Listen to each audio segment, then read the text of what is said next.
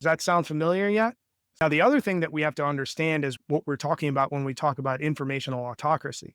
So, what that refers to is a style of rule that relies less on tanks in the street and more on controlling what citizens believe about the regime's competence.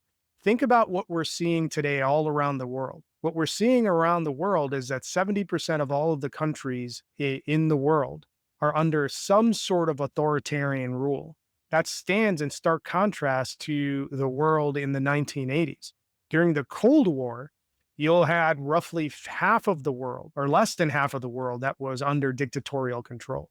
That's shifted. Now, what's different is that you're not seeing tanks in the streets and mass executions like you saw in Tiananmen Square and other places. What you're seeing, though, is the Viktor Orbán model of dictatorship, the Vladimir Putin model of dictatorship, where reality is bent and warped into a particular point of view through the use of all sorts of media and social media platforms. Now, what you see in these different dictatorships around the world is that there's still elections, there's still courts, there's still economic growth stats that are pushed out, but media is shaped to fit the narrative that the government dictates. And what you have with this sort of governing model is that you have high apathy and you have a fear that things could be much worse if an alternative was put into place. What you see when you have informational autocracy implemented is that it's manufactured apathy, it's manufactured weakness, it's learned helplessness that's brought to a national scale.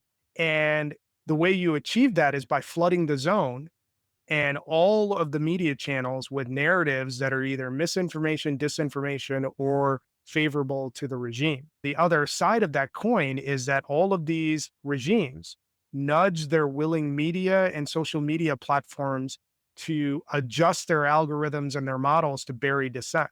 Does that sound familiar yet? So when you look at all of that, the goal isn't to convert anyone to any particular ideology. It's to keep things quiet in the streets and to keep things as stable as possible so that the grift and the siphoning off of resources to the oligarchy can continue. And that's what we see in the vast majority of these dictatorships in place today.